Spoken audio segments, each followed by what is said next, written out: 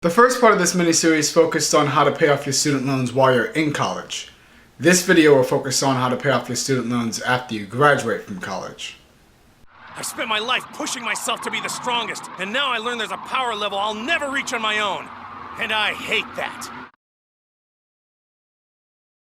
In today's episode, I'm joined by Melanie Lockert, who is a blogger. Hi. And you have a website called deardebt.com where you talk about getting out of student debt, right? Yes, I do. I have a website called deardebt.com, which chronicled pretty much my whole journey out of debt and shares other people's journey of getting out of debt as well. Okay. Well, in your particular case, you had $81,000 in student debt. Can you tell me how you ended up in that position? That's a lot of money. Yes, that is a ton of money. And $81,000 in student loans came from, $23,000 of that came from my undergrad, which is from California State University, Long Beach. And so I took sort of an average amount for undergrad. But then later on, a few years later, I decided to go to graduate school. And I went to New York University, which is a private college. And private school tuition is extremely expensive. And so I took on an additional $58,000 in student loans to go to NYU. So that totaled $81,000, and that's not even including interest. So I'm sure it was closer to $90,000 to $100,000 with interest, everything said and done. So quite a lot of money I paid back. Did you feel as though when you graduated that the debt that you incurred was worth the degree? You know what? I've been asked that question a lot, and I would say the first 2 to 3 years after graduation, I would definitely say absolutely not. It is not worth the money I spent. But it's been sort of a weird journey for me since graduating because I started a blog about getting out of debt because I was so depressed about my debt. That really low point of, starting this blog to sort of chronicle my journey then turned into my freelance writing career, which I have now.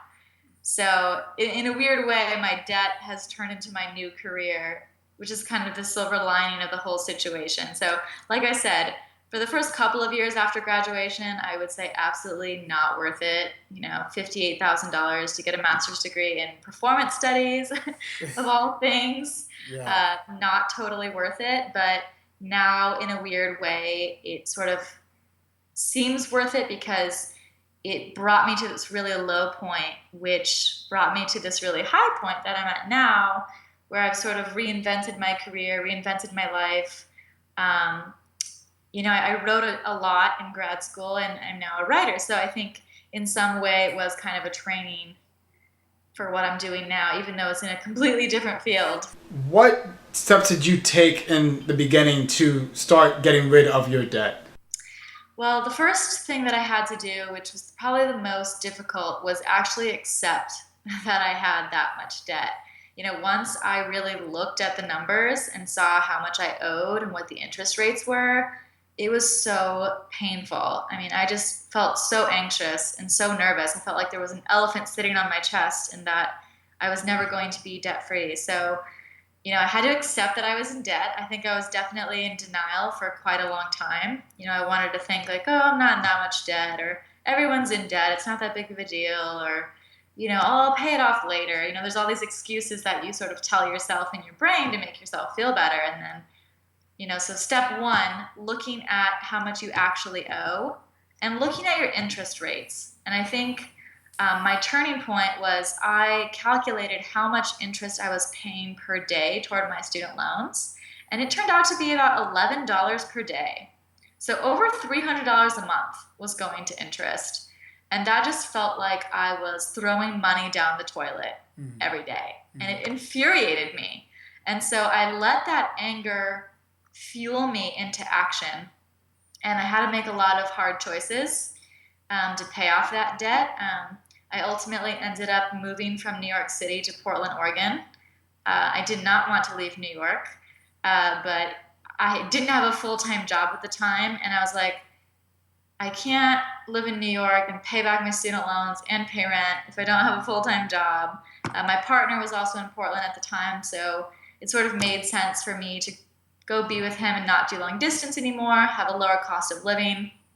So, I definitely cut my living expenses in a lot of ways. I cut my rent in half, um, did not have a car, a gym membership, um, Netflix, none of that stuff. I just lived very, very minimally. And I side hustled a lot. And I think that was probably the biggest thing I did to get out of debt was earning more.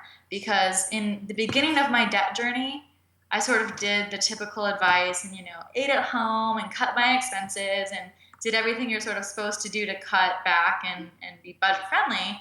And I realized I literally can't cut my budget back anymore.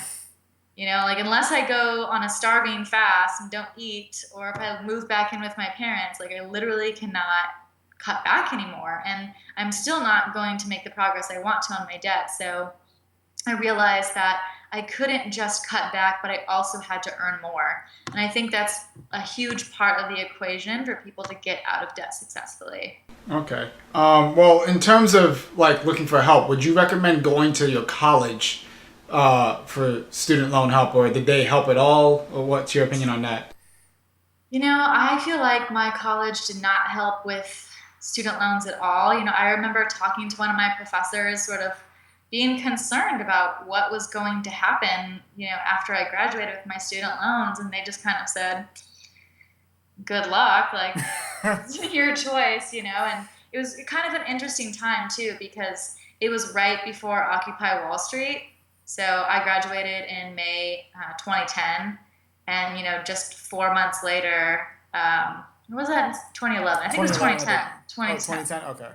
I think it was 2010 or 2011, but I was definitely there for Occupy Wall Street. That was just shortly after I graduated, and the student loan conversation was just starting to happen. But my point being is that, when I graduated, the conversation had not really started about student loan debt. And then shortly after, it sort of became more mainstream. People started talking about it.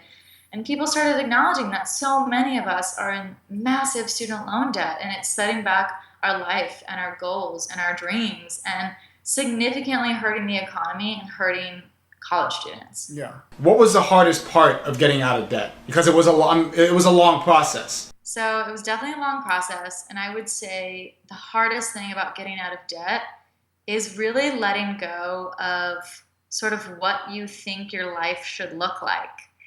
I'm 31 years old now, and for the past 5 years, I've been hustling very hard to get out of debt. And so, I saw a lot of my friends sort of upgrade to a house or have cars and have kids and go on these nice vacations. And, I was living in this very small studio apartment with my partner, didn't have a car, didn't have a gym membership, didn't really go out, didn't travel, didn't do a lot of these things that you think that you deserve at a certain age. All of our stuff was from yard sales or IKEA. And, you think that stuff's not that important, but your peers play an incredible role in your financial life. And, as we get older especially, we feel like, oh, I work hard. I don't want to live like a college student anymore. Like, I'm 30 years old. I don't want to be doing this work outside of, my job. I don't want to be a house cleaner. I don't want to be this or that. And so I had to let go a lot of thoughts that I had about what my life was going to look like, how I was going to earn my money. And so I sort of had to break down these mental barriers and just say, I will do whatever it takes to get out of debt. And if I have to live like a 22-year-old college student at 30, that's what I'm going to do. If I have to clean people's houses at night to make extra money, that's what I'm going to do. And I sort of had to get rid of any self-judgment. I had to get rid of any concerns about what other people might think about me and just focus really hard. And then secondarily, because as you said, it's a very long process, debt fatigue is very real. In total, I was paying off my debt for 9 years. The first 5, I just sort of paid the minimum on my debt. It wasn't until I graduated from NYU in May 2011 that I really realized how much debt I was in and that I just had to get out. So for the past 4.5 years, I was very, very serious about getting out of debt.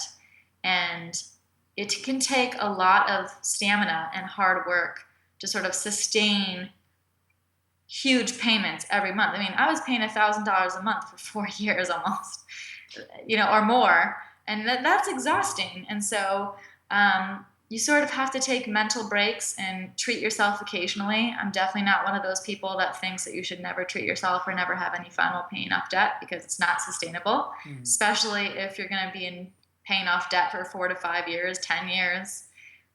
You still have a life to live. So I would say those are the things that are just the most difficult parts about getting out of debt. It is interesting that you noted the whole peers thing, because you let's say you're 25 and you graduated college a little bit later. You're dealing with friends who may or may not be in debt, saying, "Hey, let's go to the Bahamas," and you feel like you have to keep up with your social group, while what you should be doing is paying off your student loans. And you need to kind of put yourself in a position where you say, you know what, I'm not ashamed of the fact that I'm going to take care of my finances first before living the life that I think that I'm supposed to live, because your life is what you make it, not by what other people define it as.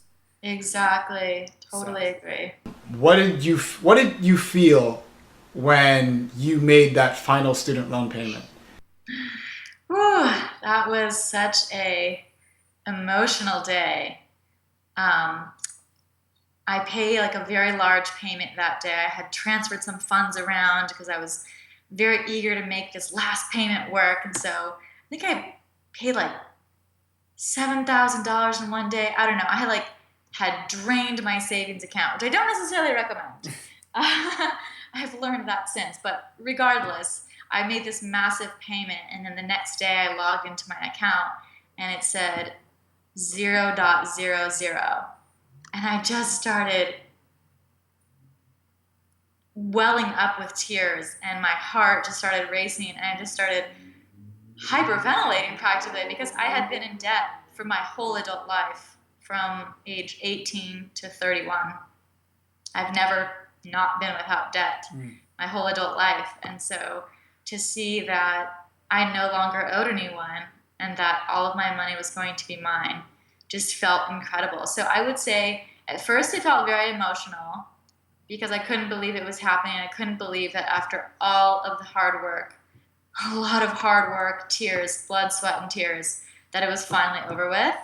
And then sort of when I got over the emotional part of it, I just had a dance room party in my living room, just started screaming and jumping up and down and freaking out. So it was sort of a interesting arc of emotion.